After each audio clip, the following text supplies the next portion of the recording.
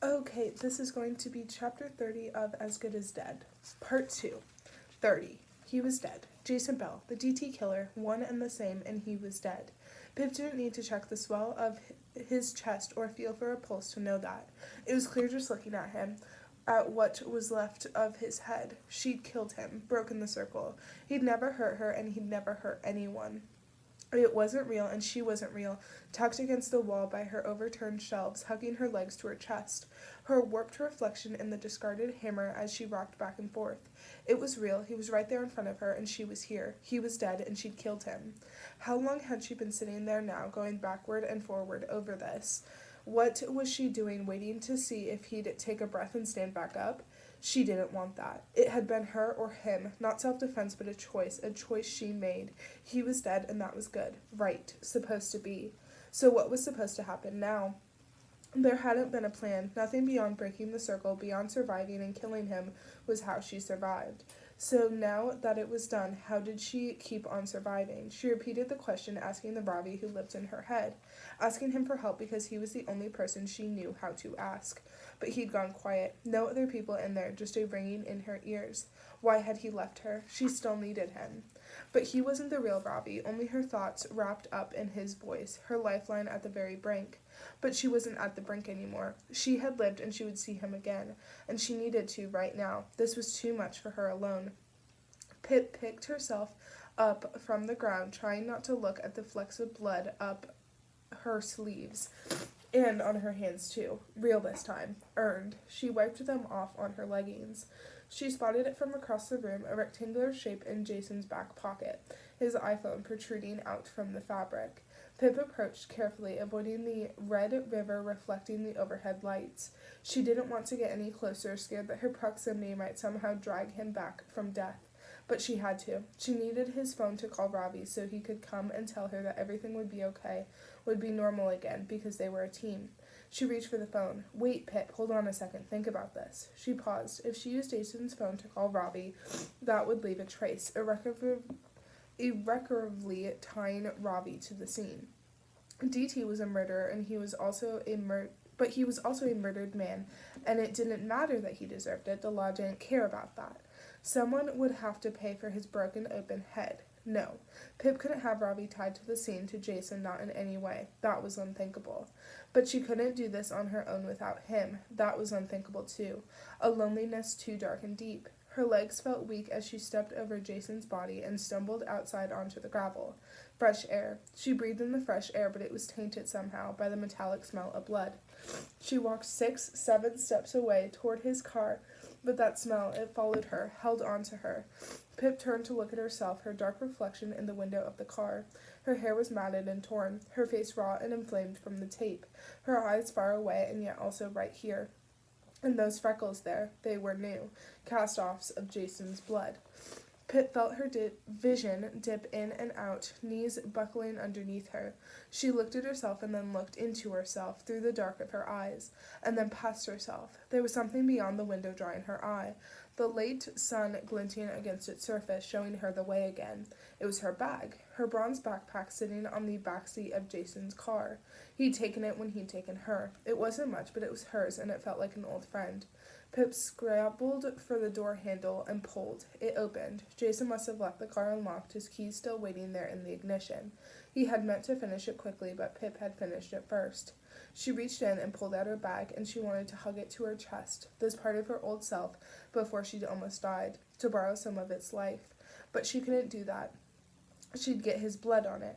She lowered it to the gravel and undid the zipper. Everything was still here. Everything she'd packed when she'd left the house that afternoon. Clothes for staying at Ravi's, her toothbrush, a water bottle, her wallet. She reached in and took a long draw from the water bottle, her mouth dried out from all those taped-up screams. But if she drank any more, she'd be sick. She replaced the bottle and stared at the bag's contents. Her phone wasn't here. She'd already known that, but hope had partially hidden the memory from her. Her phone was smashed, dropped and abandoned in the road down Cross Lane. There was no way Jason had brought it with him for that very same reason, an irrevocable link to the victim. He'd gotten away with this for a long time. He knew things like that just as she knew them. Pip almost sank to her knees, but a new thought caught her in time, and the sun again glinting on something in the front passenger seat. Yes, the DT killer did know things like that. That's why they'd never caught him. And that's why he must have used a burner phone to call his victims, otherwise his connection to the case would have been discovered right after the first victim. Pip knew this now because she could see it right there.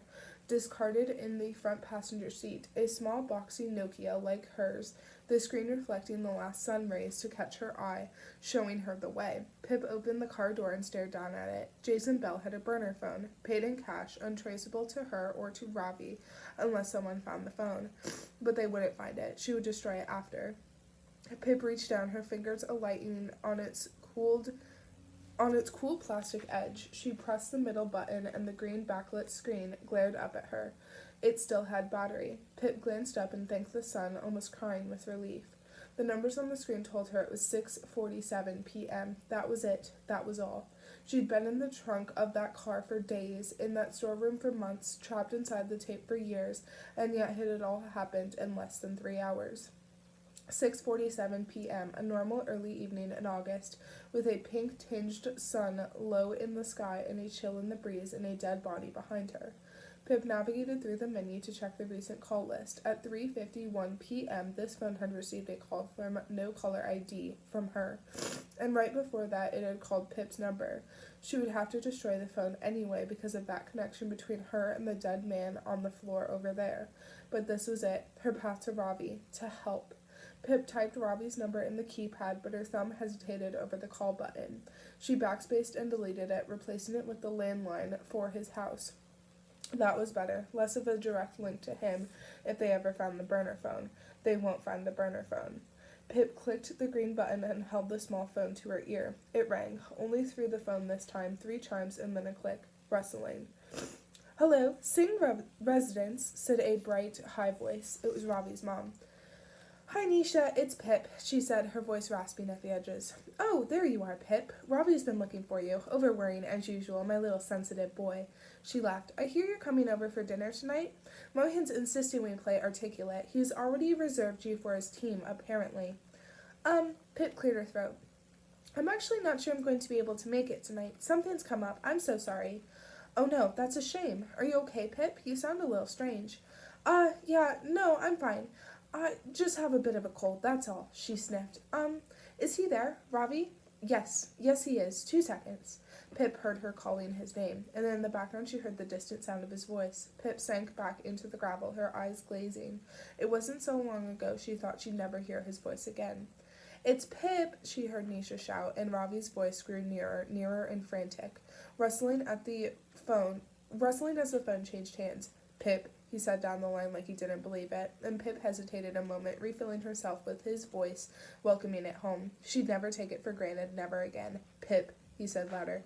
Yes, it's me, I'm here." It was hard to push the words out around the lump in her throat. "Oh my God," Ravi said, and she could hear him thundering up the stairs to his room.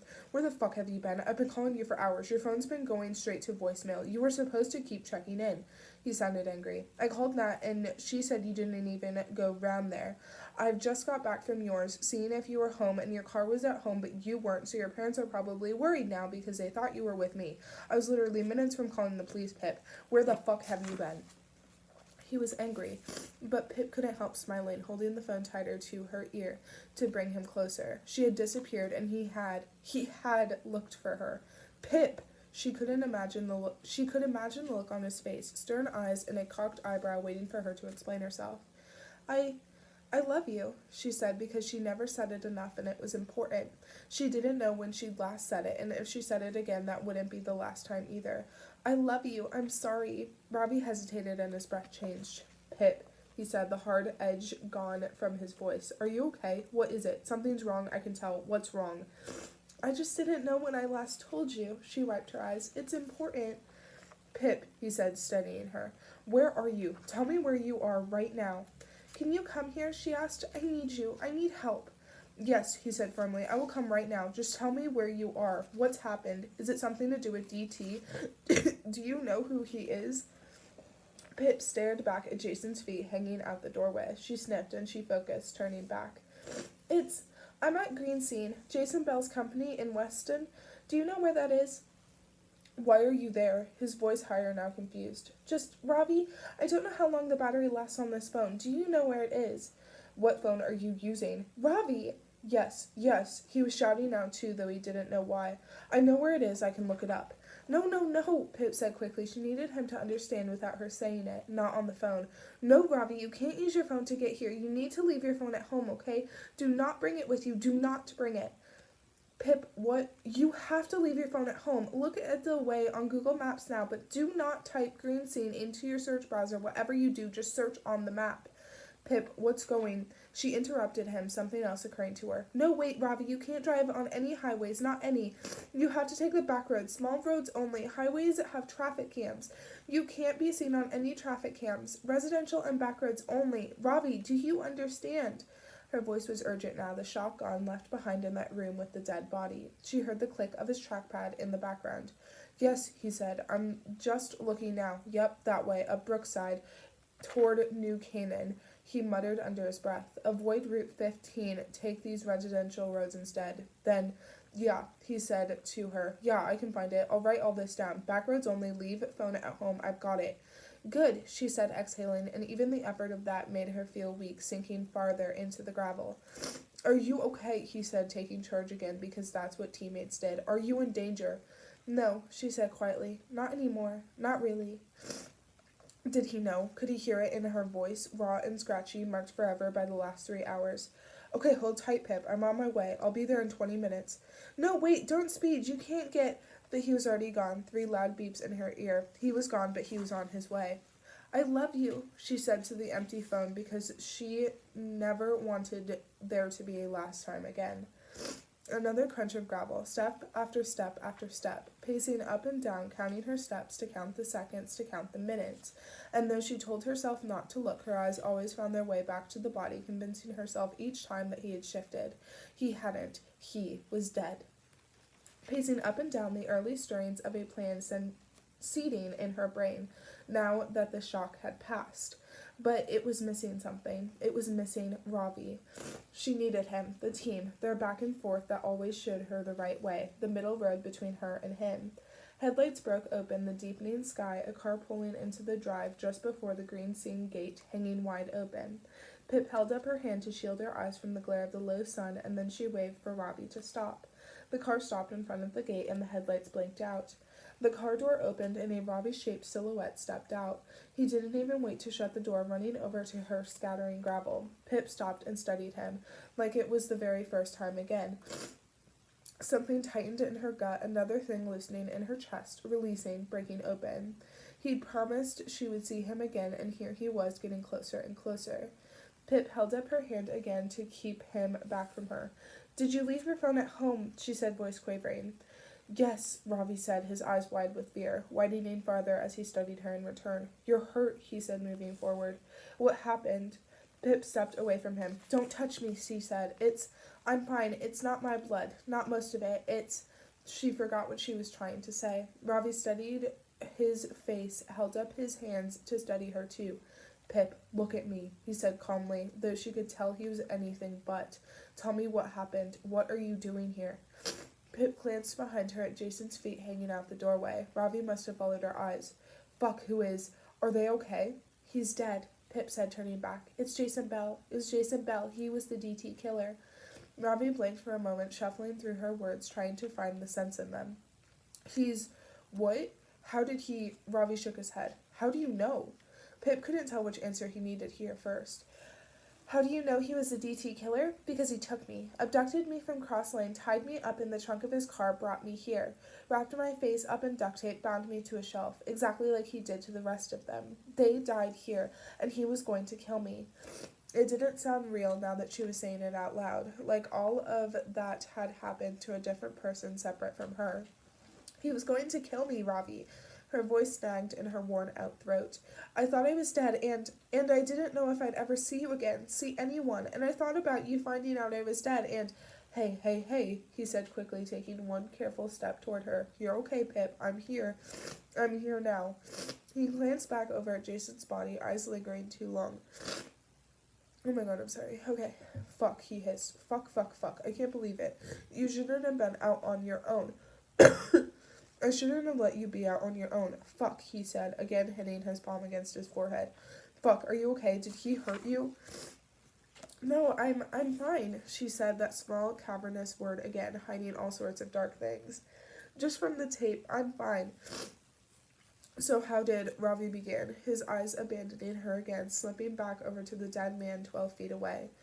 He left me, tied me up, Pip sniffed. I don't know where he went or for how long, but I managed to push over the shelves, get free, and take off the tape. There's a window. I broke out of it and... Okay, he cut her off. Okay, that's okay, Pip. It's going to be okay. Fuck, he said again, more to himself than to her. Whatever you did, it was in self-defense, okay? Self-defense. He was going to kill you, so you had to kill him. That's what this is. Self-defense, and that's okay, Pip. We just need to call the police, okay? Tell them what happened, what he did to you, and that it was self-defense. Pip shook her head. No. Ravi lowered his eyebrows. What do you mean no, Pip? We have to call the police. There's a dead man on the ground over there. It wasn't self-defense, she said quietly. I had escaped. I was free. I could have walked away, but I saw him return and I went back. I killed him, Ravi. Snuck up behind him and hit him with a hammer. I chose to kill him. It wasn't self-defense. I had a choice. Ravi was shaking his head now.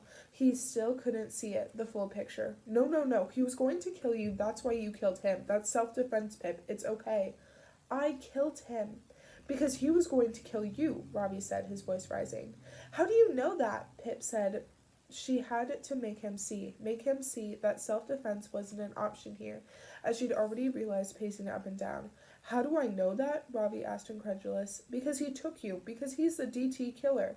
The DT killer has been in prison for more than 6 years, Pip said, not in her own voice. He confessed. There have been no killings since. What? But... He pleaded guilty in court. There was evidence, forensic and circumstantial. The DT killer is already in prison, so why did I kill this man? Ravi's eyes narrowed in confusion. Because he was the real DT killer. The DT killer is already in prison, Pip repeated, watching his eyes, waiting for him to understand. Jason Bell was a respectable man, a managing director of a mid-sized company, and no one has a bad word to say about him. Acquaintances, friends even, with Detective Richard Hawkins. Jason has already been through a tragedy, you might argue, that I made much worse. So why did I have a fixation on Jason Bell? Why was I trespassing on his private property on a Saturday evening? Why did I sneak up behind him and hit him with a hammer? Not just once. I don't know how many times. Go look at him, Ravi. Go look. I didn't just kill him. Overkill. That's the term, isn't it? And that is incompatible with self-defense. So why did I kill this nice, respectable man? Because he was the DT killer, Ravi said, less certain now. The DT killer is already in prison. He confessed, she said, and she saw the shift in Ravi's eyes as he understood what she was telling him. That's what you think the police will say. It doesn't matter what the truth is, Pip said. What matters is a narrative they will find acceptable, believable, and they won't believe my narrative. What evidence do I have other than my word? Jason got away with this for years. There might not be any evidence that he was DT, she deflated. I don't trust them, Ravi. I trusted the police before, and they've let me down every single time. If we call them, the most likely outcome is that I'm going away for the rest of my life for murder. Hawkins already thinks I'm unhinged, and maybe I am. I killed him, Ravi. I knew what I was doing, and I don't even think I regret it. Because he was going to kill you, because he's a monster, Ravi said, reaching out for her hand before remembering the blood and letting his arm fall to his side. The world is better off without him. Safer. It is, she agreed, looking back again. Chucky and Jason hadn't moved, wasn't listening in. But no one else will understand that. Well, what the fuck are we going to do? Ravi said, shifting his weight from foot to foot, a quiver in his lip. You can't go down for murder. That's not fair. That's not what this was. I don't know if we can say it was the right thing, but it wasn't wrong. It's not like what he did to those women. He deserved it, and I don't want to lose you. I can't lose you. That's your whole life, Pip. Our whole life. I know, she said, a new kind of terror making its home in her head. But there was something else there, too, keeping it back. A plan. They just needed a plan. Can't we go to the police and explain Ravi drew off, chewing his lip, another glance at those disembodied feet. He was silent for a moment and another, eyes flickering, his mind busy behind them. We can't go to the police. They got it wrong with Sal, didn't they? And Jamie Reynolds. And do I trust a jury of 12 peers with your life? Like the jury that decided Max Hastings was innocent? No, no way. Not you. You're too important. Pip wished she could take his hand, feel his warmth on her skin as their fingers intertwined in the way that they did. Team Ravi and Pip. Home. They looked into each other's eyes, a silent conversation in their shifting glances. Ravi finally blinked. So how do we get away with this? He said, the question almost ridiculous enough for a smile. How to get away with murder? Just theoretically. Do we, I don't know, bury him somewhere so no one ever finds him? Pip shook her head. No, they always find them eventually. Like Andy. She took a deep breath. I've studied a lot of murder cases, as have you. Listened to hundreds of true crime podcasts. There's only one way to get away with it, which is to not leave any evidence and to not be here at the time of death, to have an ironclad alibi somewhere far away during the time of death window. But you were here, Ravi stared at her. What time did you... Pip checked the time on Jason's burner phone. I think it was around 6:30 that it happened, so coming up to an hour ago now. Whose phone is that? Ravi nodded to it. You didn't call me from his phone, did you? No, it's a burner phone, not mine, it's his, Jason's, but it... Her voice escaped from her as she saw the question forming in Ravi's eyes, and Pip knew she'd finally have to tell him. They had bigger secrets now, no room for this anymore. I have a burner phone I never told you about, at home. There was movement in Ravi's lips, almost close to a smile. I always said you'd end up with your own burner phone, he said. Why do you have one? I have 6, actually. Pip sighed, and somehow this felt harder to say than telling him that she'd killed a man. I haven't been coping well with what happened to Stanley. I said I was fine, but I wasn't fine. I'm sorry. I've been using Xanax from Luke Eaton after the doctor wouldn't prescribe me anymore. I just wanted to be able to sleep. I'm sorry. She dropped his gaze, staring down at her sneakers. There were flecks of blood on those, too. Ravi looked hurt, taken aback. I'm sorry, too, he said quietly. I knew you weren't fine, but I didn't know what to do about it. I thought you just needed time, change of scenery, he sighed. You should have told me, Pip. I don't care what it is, whatever it is. He glanced quickly over at Jason's body. But no secrets between us, okay? We're a team. We're a team, you and me, and we will fix this. Together. I promise we're going to get through this. Pip wanted to fall into him, let him wrap her up in his arms and disappear down into them. But she couldn't. Her body, her clothes were a crime scene, and she couldn't contaminate him. It was like he knew, somehow, had read it in her eyes. He stepped forward and reached out, carefully, stroking one finger under her chin in a place without blood, and it was just the same. So if he died at 6:30 p.m., Ravi said, locking it back onto her eyes, how do we give you an ironclad alibi for 6:30 p.m. when you were here? We can't, not that way, she said, looking inside into that growing idea in her head. It should be impossible, but maybe it wasn't. But I was thinking, when I was waiting for you, I was thinking about it. Time of death is an estimate, and the medical examiner used 3 main factors in that estimation. Rigor mortis, that's how the muscles stiffen after death. Livor mortis, that's when the blood pools inside the body, and body temperature.